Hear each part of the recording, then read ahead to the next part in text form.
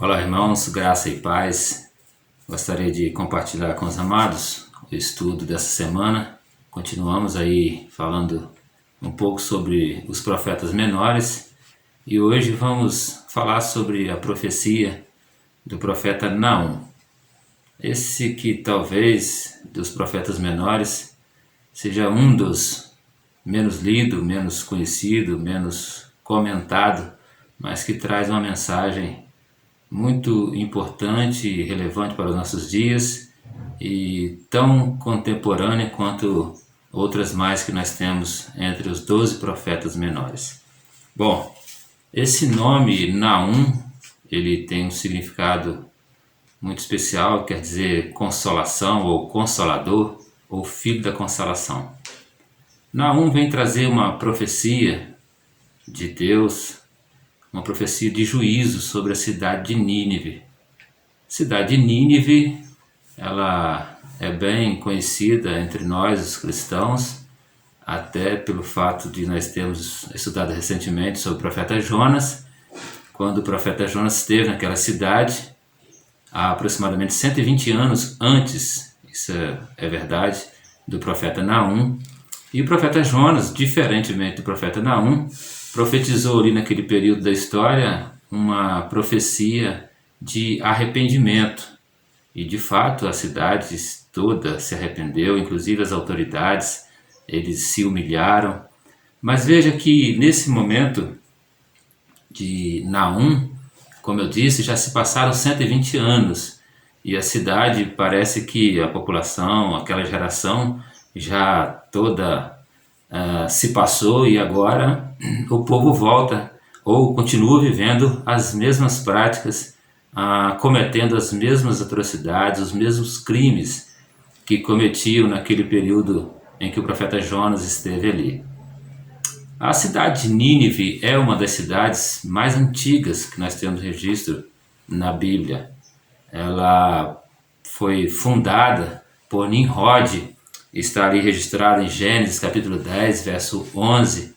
Portanto, é uma cidade muito antiga e uma cidade que se tornou muito conhecida pelo Império Assírio, né, que na época era esse império, e Nínive era a capital desse Império Assírio, e eles se tornaram muito conhecidos devido à forma como tratavam seus prisioneiros, seus escravos, com muita crueldade, e eles eram, de certa forma, Nínive em especial, muito orgulhosos, muito arrogantes, e o orgulho se dava pelo fato que a cidade de Nínive era uma cidade muito bem cercada, seus muros tinham aí uma largura enorme, alguns vão dizer que aproximadamente 30 metros de altura, e havia mais de 1.500 torres com 60 metros de altura ao redor dessa cidade. Tudo isso levava essa cidade a pensar que era imbatível, que nenhum exército na face da terra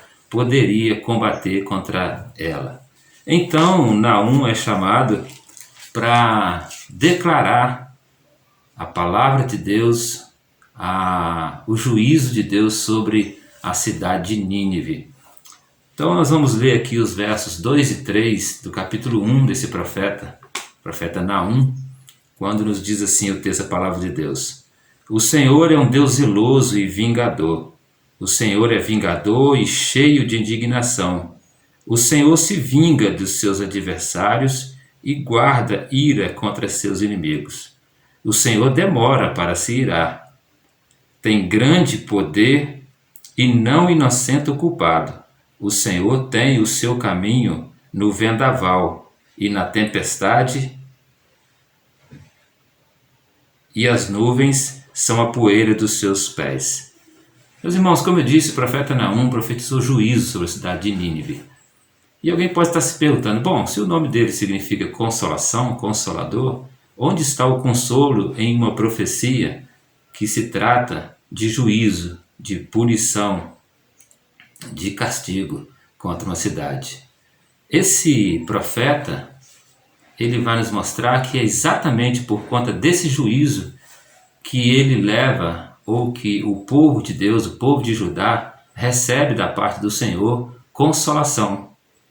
se tornando ou tendo aí o livramento do seu maior inimigo na terra, o Império Assírio.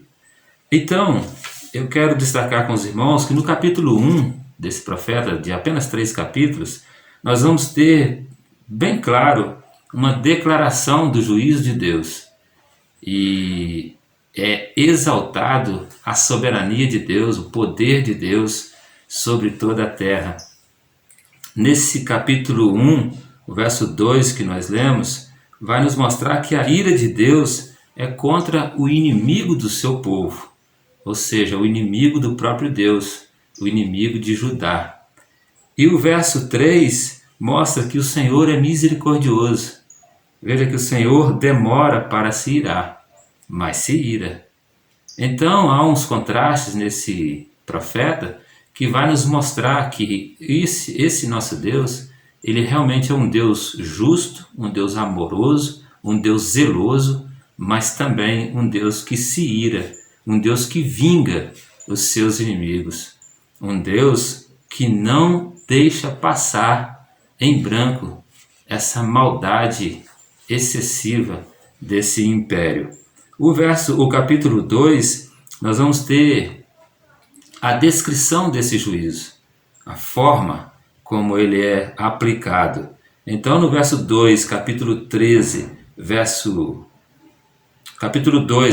13, nos diz assim: Coloco-me contra ti, diz o Senhor dos Exércitos, queimarei os teus carros no fogo, e a espada devorará os teus leões fortes, e exterminarei da terra a tua presa, e não se ouvirá mais a voz dos teus embaixadores. Nínive não teria, como não teve e não tem até hoje, nenhum representante mais na face da terra, nenhum embaixador mais nas nações vizinhas. No capítulo 3, fica bem claro para nós como que Deus aplica esse juízo.